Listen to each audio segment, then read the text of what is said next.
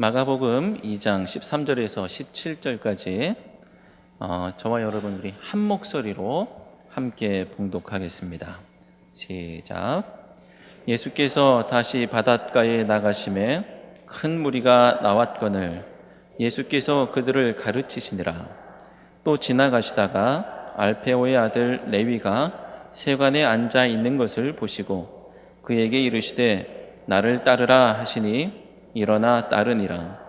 그의 집에 앉아 잡수실 때에 많은 세리와 죄인들이 예수와 그의 제자들과 함께 앉았으니 이는 그러한 사람들이 많이 있어서 예수를 따름이러라.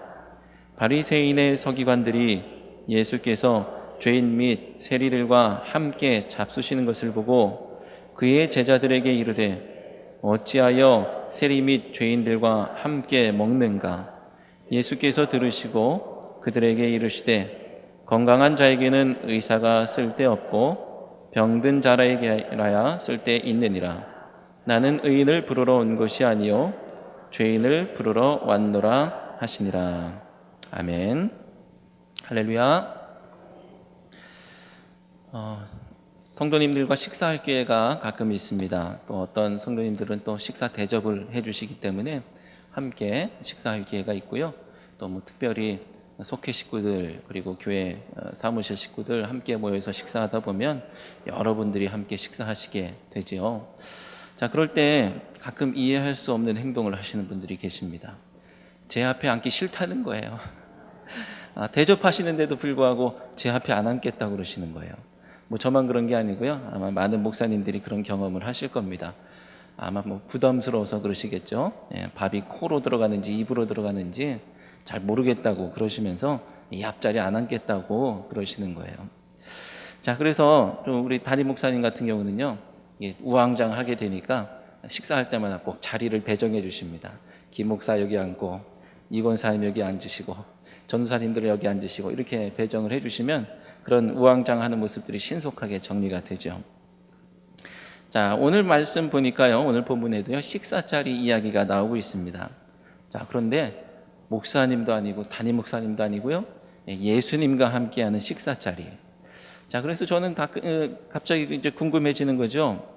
과연 예수님과 함께하는 이 식사 자리에 예수님 앞자리는 과연 어떤 모습일까? 사람들이 부담스러워서 피하는 자리일까? 아니면 내가 거기 먼저 앉을래요 하면서 선호하는 자리일까라는 것이죠. 여러분도 한번 곰곰이 생각해 보시고요. 이따가 다시 이 질문이 나왔을 때 한번 떠올려 보시기 바랍니다. 아마 뭐 고증이 필요하고 그 앞자리에 앉을 수 있는 자리냐 이런 뭐 살펴봐야 될 그런 모습들도 있겠지만 뭐 아마 앞에 앉는다고 한다면 불편한 자리일 수도 있겠죠. 자, 오늘 말씀은요, 레위를 부르시는 장면입니다. 예수님의 제자 중에서 마태라는 제자가 원래 본명이 레위죠. 그래서 레위를 부르시는 장면, 마태를 부르시는 장면 같은 이야기입니다. 자, 14절 말씀을 우리 함께 읽어볼까요? 14절 시작.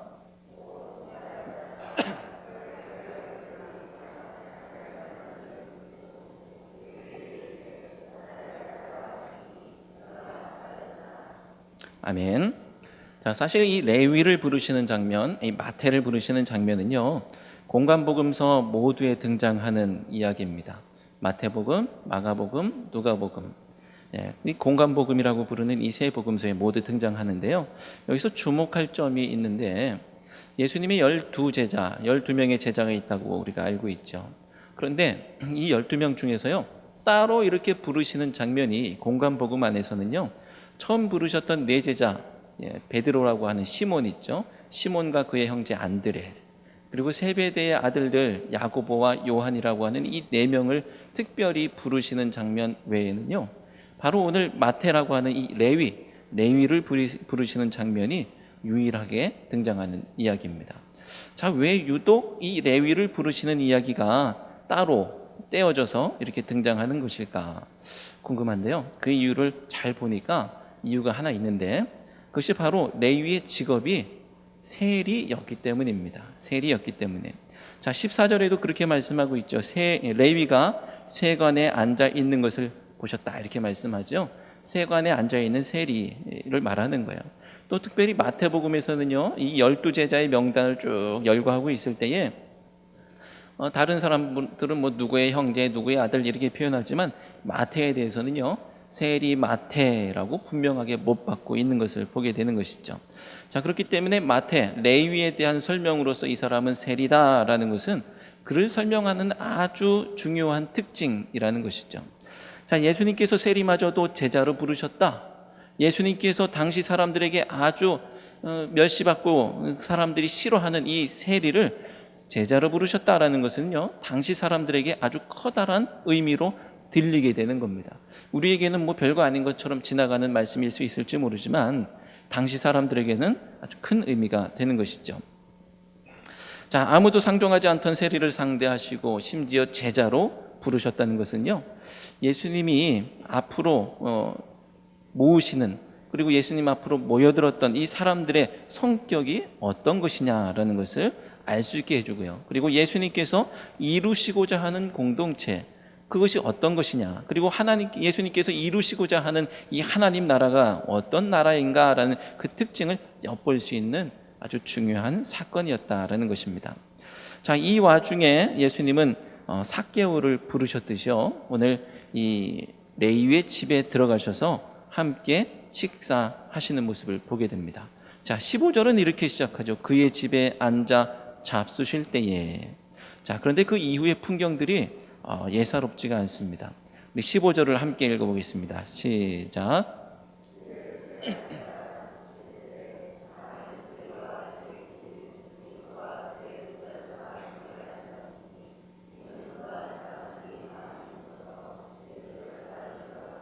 아멘.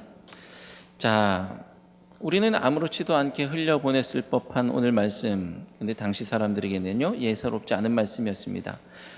왜냐하면요, 그 레위 집에 앉아서 잡수실 때에 누구와 함께 드셨냐면요, 많은 세리와 죄인들과 함께 드셨다는 거예요. 왜 그런가 했더니, 이는 그러한 사람들이 많이 있어서라는 것이죠. 예수님을 따라다녔던 사람들, 그 앞에 모였던 무리들 가운데 그러한 사람이 많이 있었다. 많은 세리와 죄인들 많이 있었으니까 그 식사 자리에 많이 있을 수밖에 없겠죠. 자, 바리새인들이 볼 때는요, 예수님 따라다니는 사람들은 죄다 그냥 그런 사람들, 그러니까 구역질 나는 이야기, 그들이 볼 때는 뭐야 이거 하면서 예쁘게 볼 수 없는 이야기입니다. 자, 아까 말씀드린 대로 예수님과 함께 식사하는 이 자리가 펼쳐졌습니다.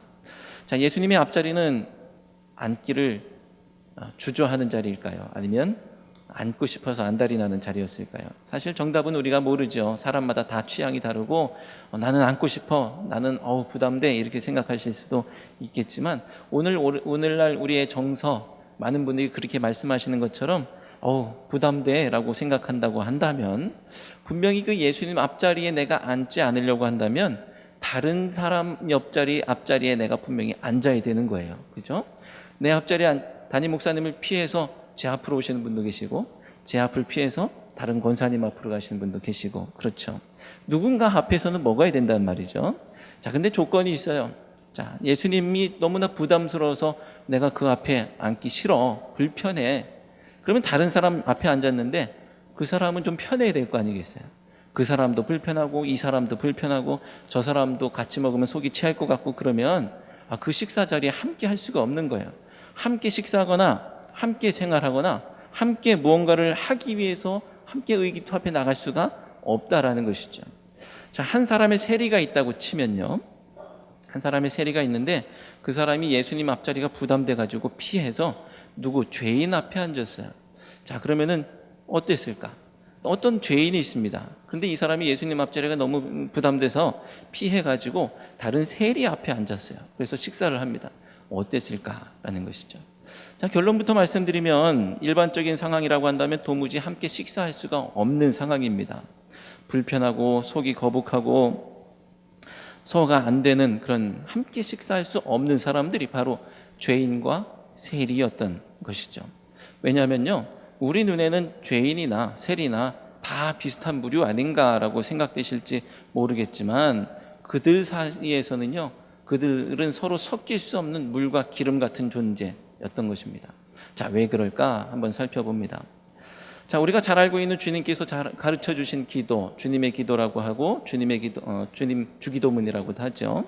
거기에 이런 표현이 있습니다. 마태복음 6장 12절을 한번 펴보겠는데요. 여러분들 여기 다시 계속 읽어야 되니까 여기에 손가락을 끼시고 마태복음 6장 12절 말씀을 한번 보시면 이렇습니다. 주님께서 가르쳐 주신 기도 가운데 우리가 우리에게 죄 지은 자를 사하여 준 것 같이 우리 죄를 사하여 주시옵고 라고 되어 있습니다. 자, 이 말씀에 혹시 다 100% 그런 건 아니겠지만 여러분 가지고 계신 성경 가운데 각주가 달려 있어서 그 맨 밑에 보면 이렇게도 읽을 수 있다라고 되어 있는 게 있을 거예요. 헬이라고 되어 있어서 헬라어로는 이렇다. 빚진 자를 탕감하여 준 것 같이 우리의 빚도 탕감하여 주시옵고. 있으신가요? 네, 있으신 분이 계시죠. 자, 이게 무슨 얘기냐면요, 헬라어로는 이렇다라는 것인데 원래 우리 신약 성경은 다 헬라어를 번역한 거예요. 헬라어로는 원래 그래요. 근데 우리가 가지고 있는 개정판 성경에 이 우리가 우리에게 죄 지은 자를 사여 준 것 같이 이런 표현이 이 빚진 자를 탕감하여 준 것 같이를 조금 의역한 것이죠. 우리가 이해할 수 있도록 좀 고쳐서 성경을 그렇게 번역한 것이고, 헬라어로 직역한다면, 헬라어 뜻으로 본다면, 원뜻으로 본다면 이것이다 라고 한 건데, 빚진 자를 탕감하여 준 것 같이 우리의 빚도 탕감하여 주시옵고. 자, 무슨 얘기냐면요, 이 당시 사람들에게 죄인, 빚 못 갚은 사람이에요. 빚 못 갚은 사람, 죄인이라는 등식 같은 게 성립되어 있는 상황입니다. 우리의 정서로는 조금 납득하기 어려운 상황이지만 그들의 사회 상황에서는 그렇게 읽혔던 것이죠. 이것은 누가복음 11장에서 가르쳐주고 있는 예수님께서 가르쳐주신 주님의 기도하고도 마찬가지입니다. 자, 여러분 마태복음 18장에 다시 돌아오셔도 되겠고요. 마태복음 18장에는 우리가 잘 알고 있는 예수님께서 용서에 대해서 가르쳐주신 말씀이 있죠. 자, 용서에 대해서 가르쳐주시는데 어떤 말씀을 하시냐면요, 빚 탕감하는 얘기를 해주세요. 10,000달란트 빚진 자가 탕감받았어요. 근데 그 사람이 자기에게 100데나리온 빚진 자를 탕감해주지 않아. 그래서 다시 감옥에 갇히더라, 이런 얘기를 해주시면서 예수님께서 이렇게 말씀하시죠. 너희가 각각 마음으로부터 형제를 용서하지 아니하면 나의 하늘아버지께서도 너희에게 이와 같이 하시리라. 자, 무슨 얘기냐면요, 용서, 죄, 이런 것들이 빚 갚아주느냐, 빚 갚을 수 있느냐, 빚 졌냐, 탕감해 주느냐, 이런 얘기로 언급되고 있는 것을 보는 거예요. 당시 사회에서요, 빚을 갚지 못했다, 죄인으로 낙인 찍히는 것입니다. 죄인은 바로 빚진 자, 빚진 자는 죄인. 자, 그러므로 오늘 예수님을 따라다녔던 죄인과 세리라고 하는 두 부류의 명백한 단어가 등장하고 있는데, 이들은 누구냐? 이 죄인은 누구냐? 빚진 자예요. 빚진 자는 뭐예요? 빚을 졌다는 것은 세금을 낼 수 없다는 것이고요. 세금을 못 내면 반대로 세리는 또 세금을 걷어야 되잖아요. 둘이 싸울 수밖에 없고, 저렇게 왜 빚도 안 갚아, 왜 세금도 안 내 하면서 같이 있을 수 없는 양쪽 극단에 있는 사람들이라는 것이죠. 서로 사이좋게 지낼 수가 없어요. 예를 들면 사채업자하고요, 사채를 빌렸는데 갚지 못하는 사람이 있어요.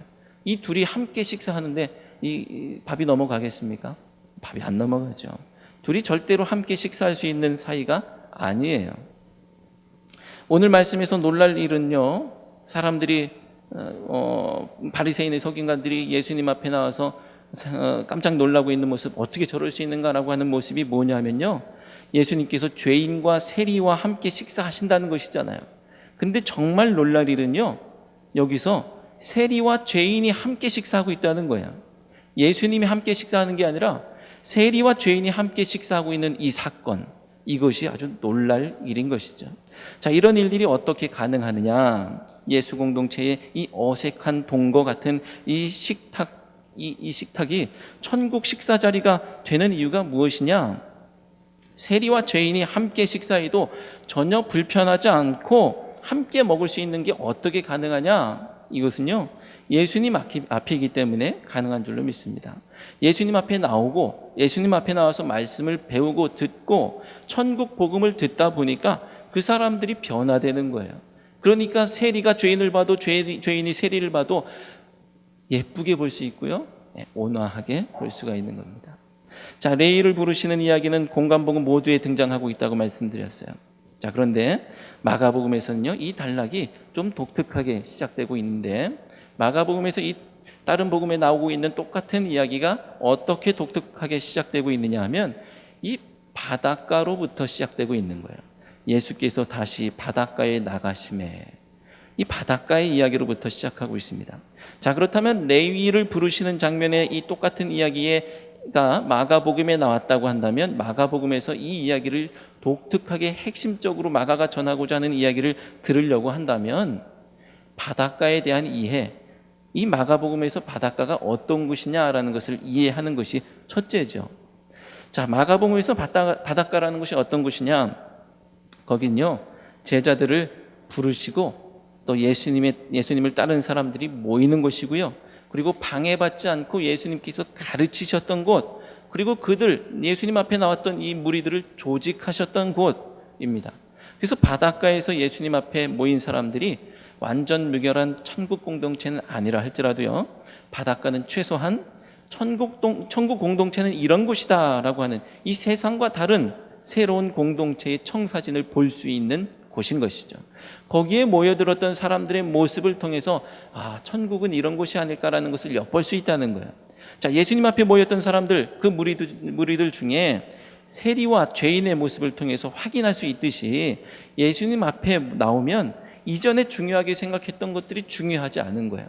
이전에 내가 중요한 가치로 여겼던 것들이 무너지고 그들 사이에 막혔던 담이 있었는데 이 담도 무너지고 예수님 앞에 나왔더니 있을 수 없는 일들, 이전에는 꿈꾸고 생각할 수도 없었던 일들이 그 앞에 펼쳐지고 그 삶을 살게 되더라는 겁니다. 자, 천국에 있다면 이런 곳이겠구나. 어떤 곳입니까? 이리와 양이 함께 살고요, 어린 염소와 표범이 함께 눕고요, 송아지와 어린 사자가 함께 뒹구는 그런 곳. 여기가 천국이겠구나. 서로 섞일 수 없는 그들이 함께 어우러지는 곳이에요. 주인과 머슴이, 주인과 노예가 함께 어우러지는 거예요. 한 교회 공동체 안에서 주인은 나보다 먼저 된 장로 된 이 머슴을 예쁘게 봐줄 수 있는 것이고요, 나중에 자기가 장로 됐을 때 이 머슴이 신학을 하고 목사가 되었을 때 또 초빙하여서 나의 교회 안에 목사님으로 섬길 수 있는 그런 곳이 바로 천국 공동체 교회라는 것이죠. 자, 그리고 예수 공동체 안에서 죄인과 세리가 함께 어우러졌습니다. 한 식탁에 둘러앉아서 세상에서는 볼 수 없는 놀라운 풍경을 연출하고 있습니다. 그 놀라운 풍경, 천국이 이런 곳이 아니겠느냐. 세리와 죄인이 함께 먹어도 불편하지 않고 속이 얹히지 않는 그런 곳, 바로 기쁜 교회가 이런 공동체가 되길 바랍니다. 자, 이게 얼마나 놀라운 사건입니까? 얼마나 놀랍고 신기한 일입니까? 자, 그런데 바리새인들에게는요, 바리새인들의 서기관들에게는요, 이런 일들이 하나도 신기하지가 않습니다. 오직 예수라는 자가 어떤 사람들하고 이렇게 먹고 마시는가, 이게 이상할 뿐이에요. 어떻게 세리하고 죄인하고 예수가 먹을 수 있어? 왜냐하면요, 이런 것들이 그들이 해오던 방식이 아니기 때문에 이상한 것이죠. 세리와 죄인이 함께 식사하는 것이 신기하지가 않습니다. 왜냐하면요, 여지껏 세리가 누구하고 먹어야 되는지, 누구와 어울리고 누구를 싫어하고 이런 걸 몰라요. 헤아려 본 적이 없어요. 그러니까 그건 신기한 일이 아닙니다. 그런 일이 있는 줄도 몰라요. 자, 여러분, 2011년도에 소말리아 해적들에게 3호 주얼리인가요? 그 배가 상선이 납치돼 가지고요, 그 아덴만의 여명 작전 이런 게 펼쳐진 적이 있습니다. 돈을 주고서 배를 찾아오지 않기 위해서 군사 작전을 한 것이죠. 그때 아마 여러분들 머릿속에 기억에 많이 남으실 석혜균 선장 총상 맞고 위독한 상황에 있었는데, 거기를 쫓아가서 그 생명을 살린 의사가 있으세요. 아마 기억하실 겁니다. 아주대학병원에 계신 이국종 교수라는 분이 계신데, 이분이 지금으로부터 한 20여일 전에 CBS 시사교양 프로그램에 출연하셔서 강연을 하십니다. 세밭이라고 해가지고 세상을 바꾸는 시간 15분이라는 프로그램에 나오셔서 아마 SNS 하시는 분들 중에는 그 영상을 많이 보신 분이 계실 겁니다. 자, 거기 나오셔서 무슨 말씀하시냐면요, 아무 관심도 갖지 않는 이 중증 외상 분야에 대해서, 이 열악한 현실에 대해서 말하는 거예요. 자, 중증 외상이라는 것은 쉽게 말하면 아주 크게 다치는 거죠. 크게 다치면 피가 금방 새 나가는 거예요. 피가 우리 몸의 체중의 2%만 새 나가면 사경을 헤매게 된다고 합니다. 그러니까 그러기 전에 빨리 조치를 해야 되는 거예요. 그래서 이 1시간 안에 의사를 만나야 된다는 것이고요. 그래서 그 시간을 골든 아워다라고 그렇게 표현합니다. 자, 그래서 이 이국종 교수는요, 1년에 한 200차례에서 300차례, 올해는 뭐 350차례 될 것 같다고 그러는데 헬리콥터를 타고서 출동하는 거예요. 중증 외상 환자가 있는, 사고가 나 있는 현장에 응급처치를 빨리 가서 하기 위해서, 빨리 가서 응급수술을 하기 위해서 막 헬기를 타고 막 출동하는 겁니다. 자, 의사가 환자에게 빨리 가까이 갈수록 환자가 살 확률이 높기 때문이라는 거예요.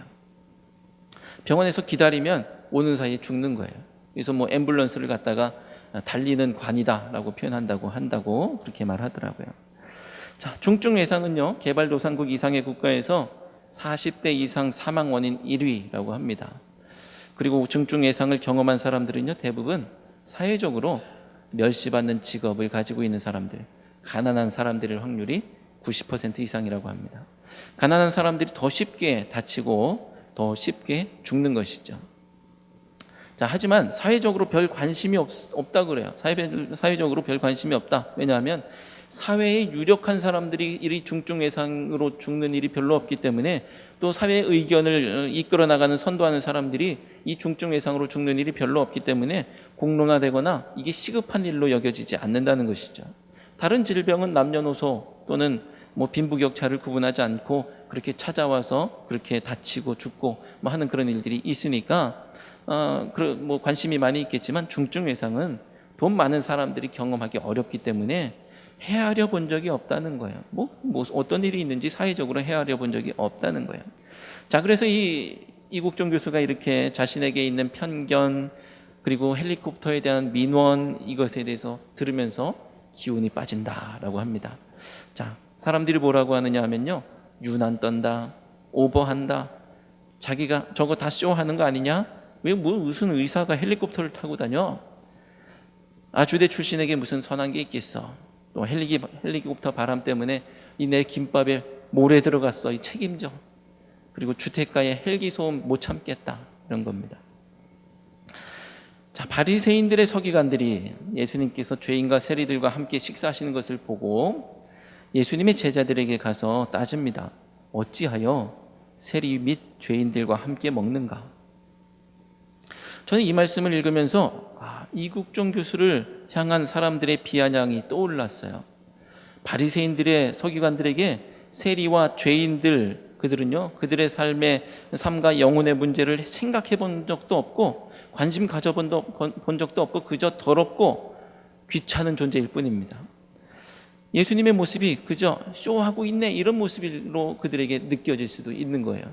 왜 이렇게 유난을 떨어? 무슨 죄인하고 식사를 해? 이런 얘기를 하는 것이죠. 자, 그럴 때 예수님께서 마치 이국종 교수가 했던 말, 의사가 환자에게 빨리 가까이 갈수록 더 좋은 결과를 얻을 수 있다, 이런 비슷한 이야기를, 그 이야기를 떠올릴 수 있는 이야기를 해주시죠. 17절 말씀입니다. 함께 17절 말씀 읽겠습니다. 시작.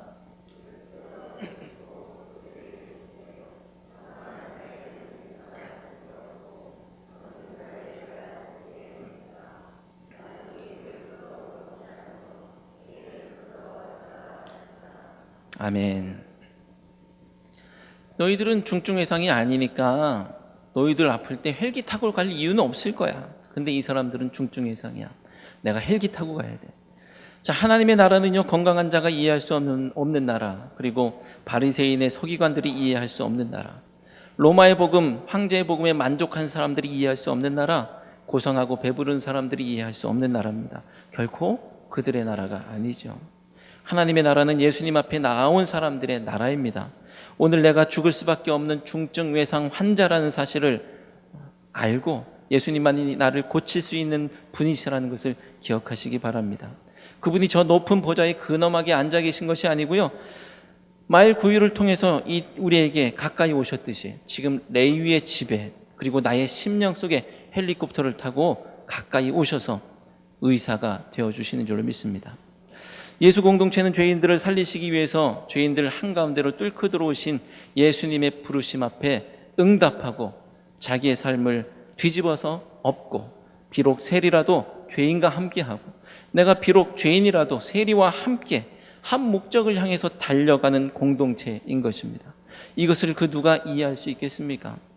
예수님 앞에 나오지 않으면 도무지 이해할 수가 없는 것이죠. 예수님께서 지금 죄인을 부르고 계십니다. 예수님의 부르심에 아멘으로 응답하여 예수님과 함께 그리고 세리 죄인과 함께 즐겁게 식사하는 천국 공동체의 일원 되시기를 주님의 이름으로 축원합니다. 기도하겠습니다. 하나님, 죄인인 저를 살리시려고 친히 이 땅에 오시고 또 십자가 지시니 감사합니다. 주님 앞에 서기 전 소망 없이 반목하며 불화하며 살 수밖에 없었던 저희들입니다. 이제 십자가의 은혜를 입고 주님 앞에 섰사오니 주님 안에서 사랑하게 하시고 화평케 하여 주옵소서. 저희가 속한 기쁜 교회 공동체가 이리와 어린 양이 함께 살며 표범이 어린 염소와 함께 눕는 평화의 공동체가 되게 하여 주옵소서. 죄인을 부르러 오신 예수님의 이름으로 기도드립니다. 아멘.